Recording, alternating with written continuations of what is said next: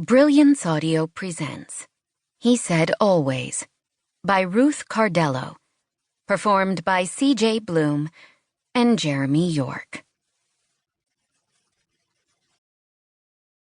I poured myself a second cup of coffee and returned to my desk in the corner of the office beneath my print shop. If I ever told anyone what I was doing, it would probably sound a lot more exciting than it was. I was a basement warrior for a technology battle I hoped would never need me. Every day I asked myself if I should have taken a job at any one of the tech companies that had courted me while I had been at MIT.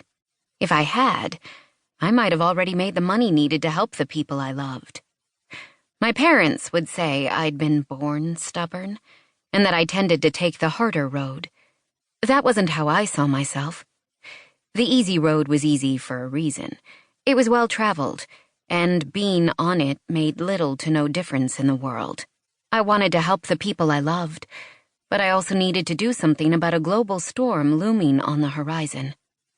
Artificial intelligence was no longer science fiction, and facial recognition was quickly becoming weaponizable. Most arguments for searchable facial databases were related to public safety, terrorists, pandemic containment, home and workplace security. My concern was the ultimate control it might give someone or something over the masses. My work was intended to ensure that couldn't happen. When someone invented a spear, someone else created a shield. Guns? Bulletproof materials. Poison gases? Filtration masks. So far, the same companies that were creating facial recognition software were the ones that could produce a counterforce to it. But they would never. Laws might rise up and prevent what I feared was coming, but I wasn't one to put all my trust in any government. Even though the nature of my work required I live a bit of a reclusive lifestyle, I loved people as a whole, and that was what my work was designed to protect. Not just Americans.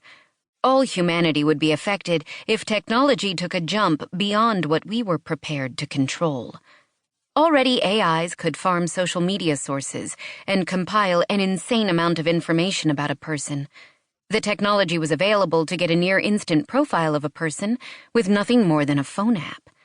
I didn't see anywhere good that could go if left unchecked. Everything I did in my lab was with one goal in mind: creating human invisibility to technology. In many areas, I was making real progress. Well, not so much me as the two completely independent AI systems I'd created and given adversarial roles to. NYSM, Now You See Me, and NYD, Now You Don't, were competitive in the most beautiful way. NYD first was given the task of designing images and sounds that could mask human presence. Certain shapes confused even the best systems into misinterpreting an image and disregarding the presence of a face. No face, no facial recognition.